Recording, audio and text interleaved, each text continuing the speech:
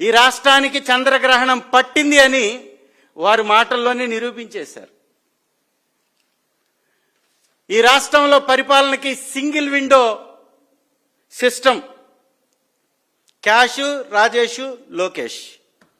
ఈ single window system వలన అయితేనే పనులు జరిగే విధంగా ఒక కొత్త ఫార్ములాని తీసుకొచ్చి పుట్టినటువంటి పసిబిడ్డల దగ్గర నుంచి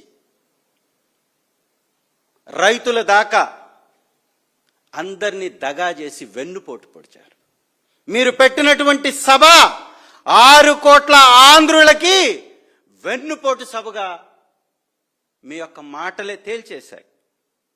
2 చేతులు ఆకాశానికి చూపించేశాడు చంద్రబాబు నాయుడు 2 సంవత్సరాలకే.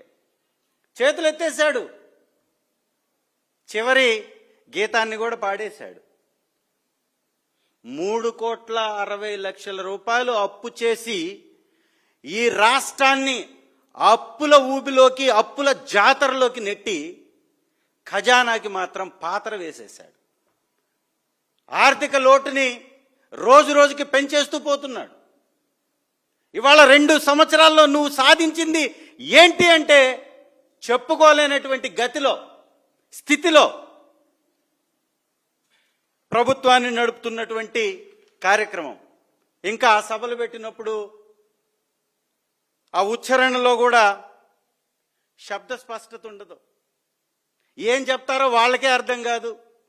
ఎవరిని ఎవరు తిట్టుకుంటున్నారో, ఎవరిని ఎవరు తిడుతున్నారో అర్థం కానటువంటి ఆ సంభాషణలు.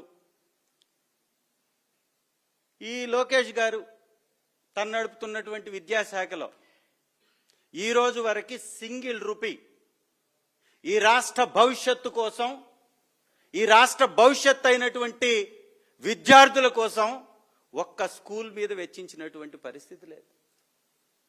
అక్కడే మొదలైంది రాష్ట్రం తిరోగతి పాలు ప్రయాణంలోకి జారుకుంటుంది అనేటటువంటి విధంగా విద్యకి పాత్ర వేసేశారు. విద్యని ప్రైవేటు వాళ్ళకి అమ్మివేశారు. ఎక్కడ పట్టినా గణనీయంగా చేరికలు తగ్గిపోయాయి, ఉత్తీర్ణత తగ్గిపోయింది. రోజుకొక పేపర్ లీకేజ్, ఉద్యోగాలు సూట్ కేసులకు అమ్ముకుంటున్నటువంటి పరిస్థితి. విద్యాశాఖలో ఉద్యోగులకి ర్యాంకులు వస్తున్నటువంటి పరిస్థితి. ఆర్చరీలో గోల్డ్ మెడలిస్ట్కి ఉద్యోగం రాదు. రబ్బర్ బాల్ ఆడేటటువంటి వాళ్ళకి,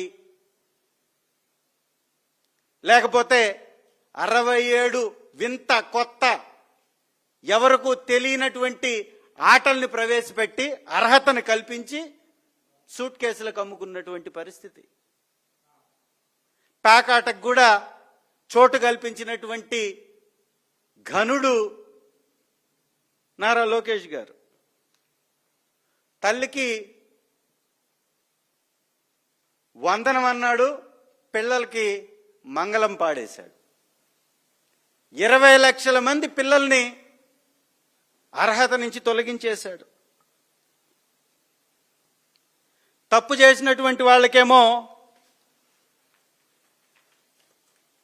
ఎవరు తప్పు చేసినా కానీ ఈ సభల్లో చెప్పేటటువంటి మాటలు ఈ నాయకులు, సొంత వాళ్ళు తప్పు చేసినా శిక్ష తప్పదు అని పోకిరి డైలాగులు మాత్రం చెప్తుంటారు.